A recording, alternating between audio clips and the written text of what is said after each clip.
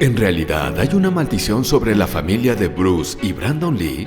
¿Qué relación hay entre la muerte de Bruce y su hijo Brandon? En un capítulo anterior del Popcorn, analizamos la misteriosa muerte de Bruce Lee, estrella de Hollywood y campeón de artes marciales, ícono de la cultura pop del siglo XX, su exitoso paso por televisión y cine y, sobre todo, su extraña muerte el 20 de julio de 1973. Aquí te dejamos el link si es que aún no has visto este episodio del Popcorn. Brandon, su hijo mayor, quiso seguir sus pasos, camino nada fácil ya que las comparaciones no se hicieron esperar. Bruce Lee falleció cuando Brandon tenía solamente 8 años. El impacto mediático y emocional afectó su comportamiento y fue expulsado de un par de escuelas antes de iniciar su carrera como actor. Hoy, Popcorn te presenta los datos más interesantes en torno a la carrera de Brandon Lee y cómo se conecta con el fallecimiento de su padre. Bienvenidos. Brandon Lee nació en Oakland, California, el 1 de febrero de 1965. Cuando su padre se encontraba grabando la serie de televisión The Green Hornet. Obviamente, Bruce fue su primer maestro de artes marciales y se cuenta que a los 5 años ya era capaz de partir tablas y de realizar movimientos que se aprenden tras mucho tiempo de práctica. Después de la muerte de Bruce, Brandon siguió entrenando con los alumnos más avanzados de su padre, entre los que se contaba a Steve McQueen, otra estrella de cine de acción de Hollywood y amigo personal de Lee. 3, 2, 1. Su primer acercamiento con el mundo del espectáculo se dio de la mano de su padre, con quien compartió créditos en un capítulo de la televisión en Hong Kong, cuando apenas tenía 3 años. Tras el fallecimiento de Bruce, su madre mantuvo pláticas ni más ni menos que con Stan Lee. Sí, el mero machín de Marvel Comics, quien veía en Brandon la opción ideal para iniciar el rodaje de una serie de Shang-Chi, el maestro de Kung Fu. El proyecto no prosperó y los amantes de los cómics tendrían que esperar 41 largos años para ver a su héroe en la pantalla grande en la película Shang-Chi y la leyenda de los 10 anillos del universo cinematográfico de Marvel. Su primera oportunidad en el cine ocurrió en 1985, en la película de bajo presupuesto Crime Killer, en la que interpretó a un mafioso secundario. El papel no le fue acreditado hasta después de su muerte. Un año después actuó en Kung Fu, la película, en el papel del hijo de David Carradine. Un dato interesante que lo conecta directamente con su padre es que Bruce audicionó para el papel principal de la serie en 1971, pero los productores temieron que los rasgos raciales fueran un factor en contra del éxito de la serie, por lo que decidieron dar el papel del monje chino Shaolin a David Carradine. Ese mismo año recibió su primer protagónico, pero no en Hollywood, sino en Hong Kong, en la cinta Legacy of Rage. Fue también su primera película para cine, ya que la adaptación de Kung Fu solo se estrenó para televisión. Entre 1989 y 1992 participaría en 3 películas, una de ellas coprotagonizada al lado de Dolph Lundgren. Sí, Drago, el de Rocky IV, hombre. Que no tuvieron mucha repercusión en taquilla, pero llamarían la atención de los productores para darle su primera y, desafortunadamente, última oportunidad en una película de alto presupuesto, El Cuervo. Un dato peculiar es que Brandon rechazó interpretar a su padre en la película Dragón, la historia de Bruce Lee en 1993.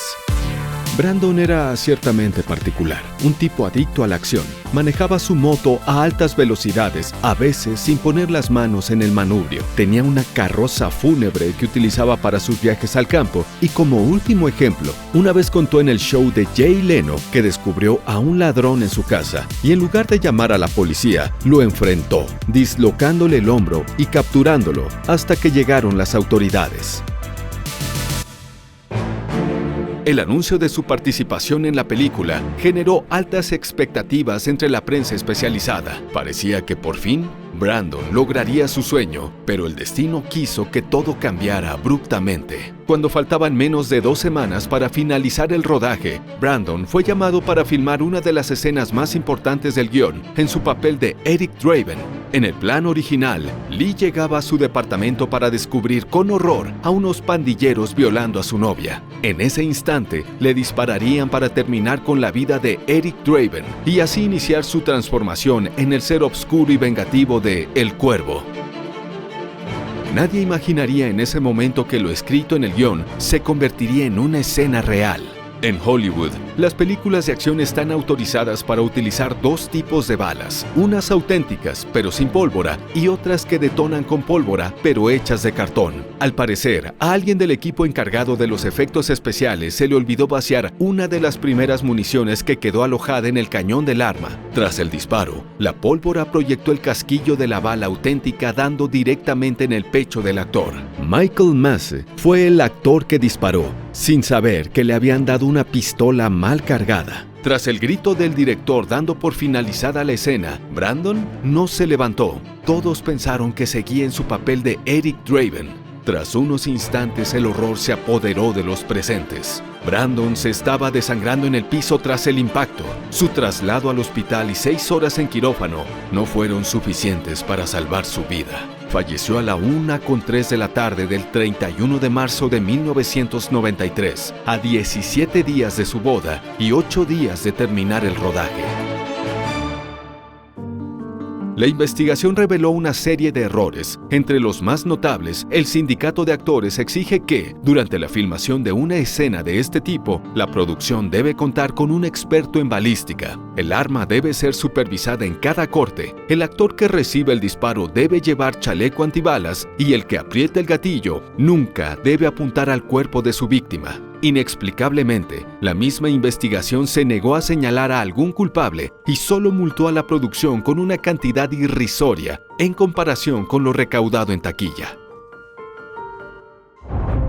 Muchas teorías se han manejado desde aquel fatídico día de 1993, y con el paso del tiempo, más información peculiar ha salido a la luz. Por ejemplo, que las condiciones de la producción de la película eran terribles. Incluso Brandon y su representante exhibieron una queja formal en contra de los productores pocos días antes de su muerte. Y algunos de los involucrados en la cinta hablaron de una especie de maldición en los sets de filmación. Por ejemplo, un técnico se atravesó la mano con un desarmador. Otro se quemó de gravedad mientras operaba una grúa mecánica y tocó unos cables con electricidad. Un doble de acción cayó de uno de los techos del set, rompiéndose varias costillas, y finalmente, el mismo Brandon Lee se cortó de manera importante en la escena de la explosión, cuando uno de los vidrios voló por los aires. Para terminar la película, después de la muerte de su protagonista, la producción tuvo que buscar un doble de cuerpo de Lee y después su rostro fue sobrepuesto en las escenas faltantes. Brandon Lee se convirtió en una leyenda, quizá por morbo o quizá por el legado de su padre. Nunca lo sabremos. Ambos están enterrados en un cementerio en la ciudad de Seattle. Recuerda suscribirte a nuestro canal y activar las notificaciones. Nos encontramos en el próximo episodio del Popcorn, las pelis que te gustan.